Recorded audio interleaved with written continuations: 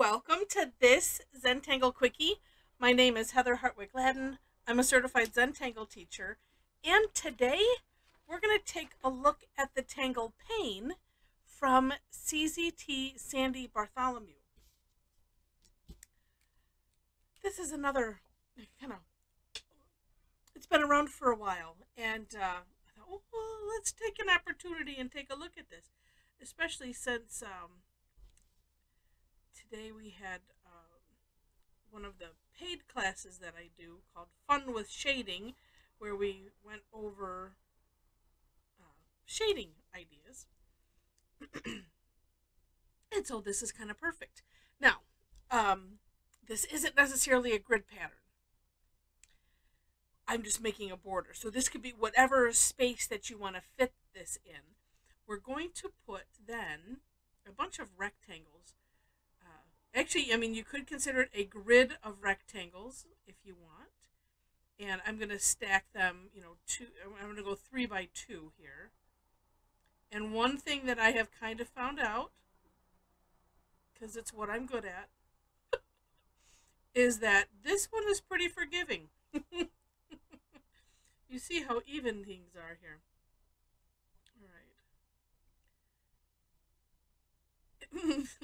and how straight, yes. All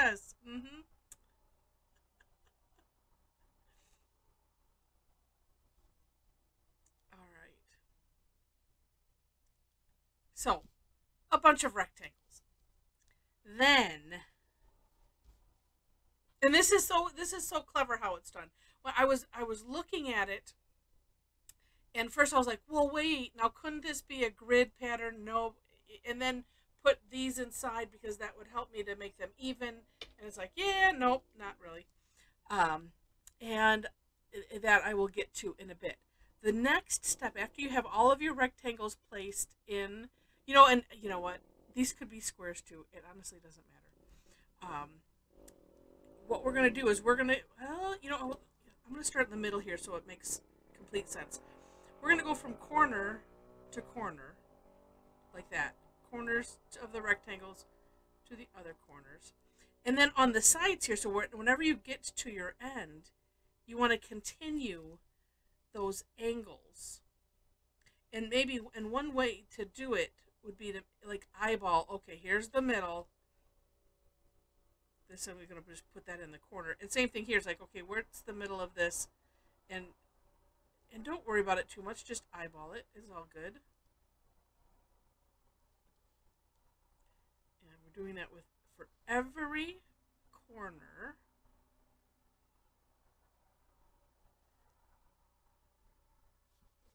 And it doesn't matter where you start. I was thinking that starting down here might be an easier visual.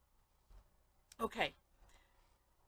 Next, and I'm going to start in these centers again. We're going to put a diamond in right around this intersection. So what I found here, again, eyeballing, where's the center? And it's just a little diamond. So kind of going from the center to the center. And if you can keep, if you can keep centered, you can keep centered on the center, that will help. And also, that is something that makes it more forgiving. And then, so that's on the insides, on the outsides too. So same idea. You just have to remember, okay, we're just going here. What I found myself doing is going back to, okay, where is this exactly? Oh, okay, it's just there. And so here, on these corners, all I have to do is put a line, because that's all right here, right, that's all, where is it? Did I do that wrong? No, I did that right, yeah. Sometimes it's hard to say, it's like, okay, because here we have a line for the middle where here we don't yet. But if we did, that's all that those little sides get, is just that little crossing it, just like that. Okay. And what a neat effect that has. I at first, I had to, zoom in on it, and I was like, what is that? Because at first it kind of looked, those orbs? Oh no, oh look it, it's a little diamond in there. What a neat effect. Okay, then And this is why it's not a grid line all the way through, because as I was looking, it's like, oh, the line, so we're going from end of this diamond to end of this diamond. It doesn't go through here. So that's why I couldn't start it off with a grid pattern. So that's, you're going from this end, from this point to this point in there. If you know, on whatever your outside is, depending on how your outside, oops, and I forgot this one. Somebody was probably yelling at me, hey, you missed one. There we go. Thank you very much. We don't need to do the outside because it's already set up in the middle. So then we will just do these. Oops.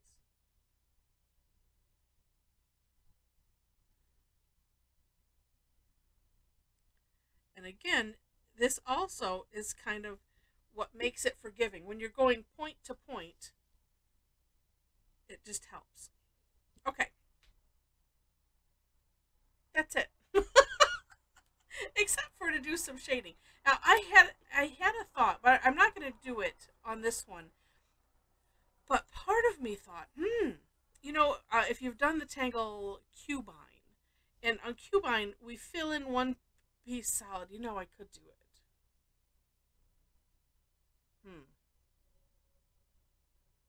Dare I?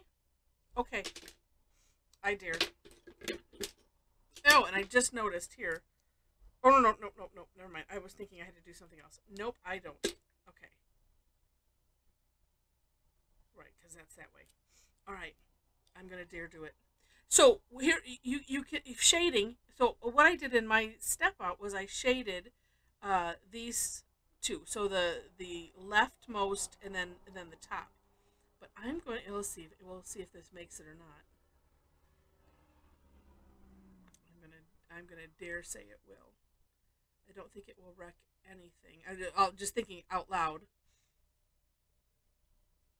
So I'm filling in one solid, and if we just do that one side, so we just had the shading class. I saw this, I'm like, ooh, this will be perfect to go with our shading classes. We were talking about shading techniques.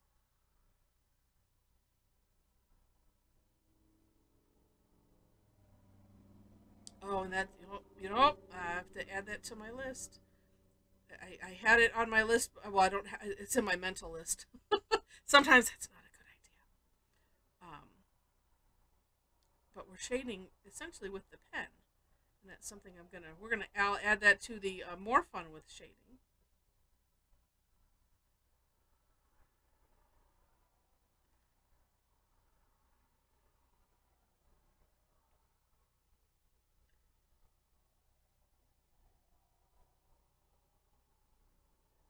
And you know, while I'm filling this in, well, I only have these two to go.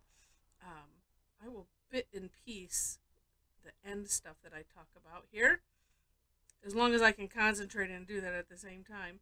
But you know, if you are enjoying this, or you don't have to do it now. If you're tangling along with me for a minute, I thought I did the wrong side.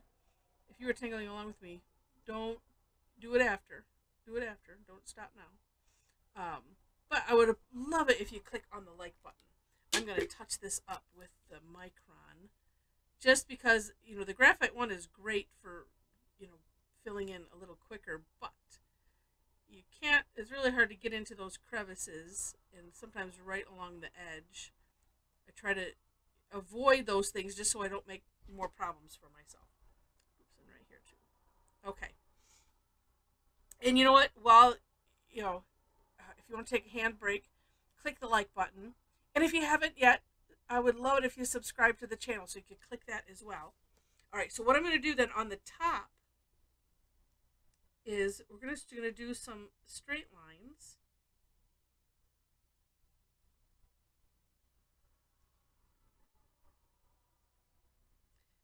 You know, and the fun thing about Zentangle period, this can just be decoration. If it doesn't work out the way I'm thinking it should, that's what we'll call it. Now, if I'd done these a little bit thinner and lighter, it might help. But since I didn't start that way, you know, it's like whatever you do, just do it consistently.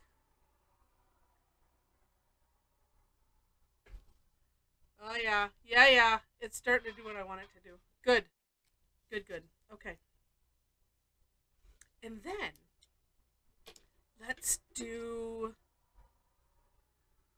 we'll do this one side. So this one that's left. So what we end up having, and actually you don't have to fill it in solid. You can just do like this and just scribble a little bit. And then find your tortillon. Because the tortillon will just smooth it out. And you could always go and add more if you want it to be a little darker. But it's nice because then the tortillon will fit it into, you can tuck it into the little corners and things like that. And it makes it so nice and smooth. You couldn't do that with just, well, I mean, you probably could. But, you know, with just the pencil, I don't think it would be as good and as smooth. Okay.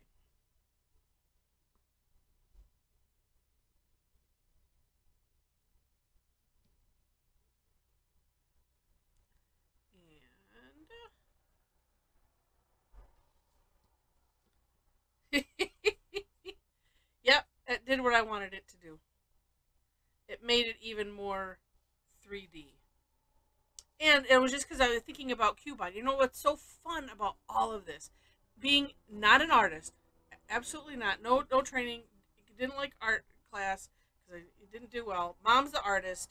All of that. And I know you don't put it in the comments. Yes, you are. I'll call myself a Zentangle artist. That's as far as I'll go. But as far as any other kind of regular art, no.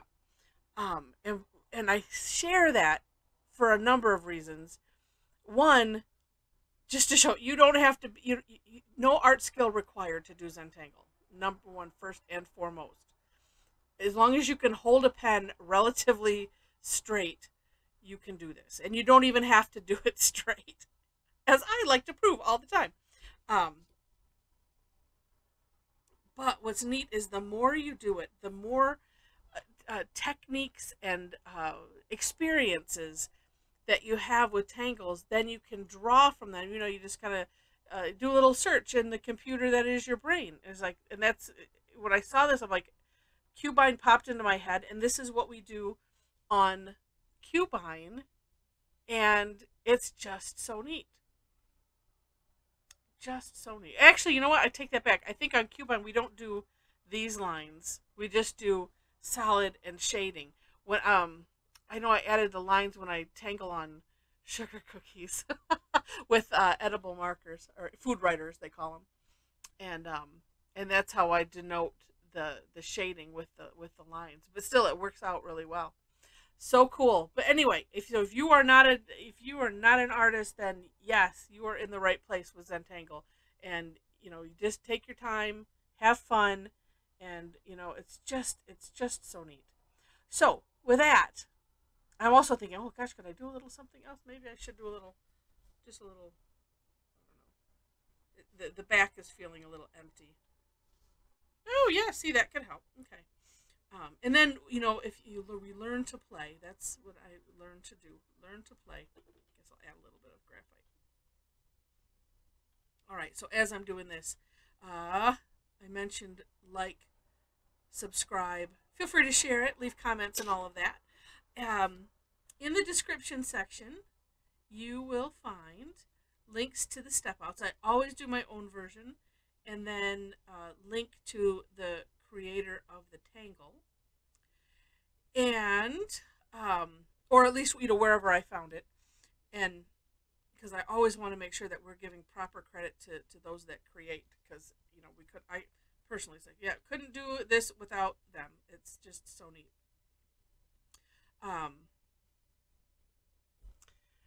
Also, in the description section, ways to connect with me if you wish. I have a link to my website as well as Facebook page. And if you'd like to hang out with a bunch of amazing Tangle addicts, we would love to hang out with you.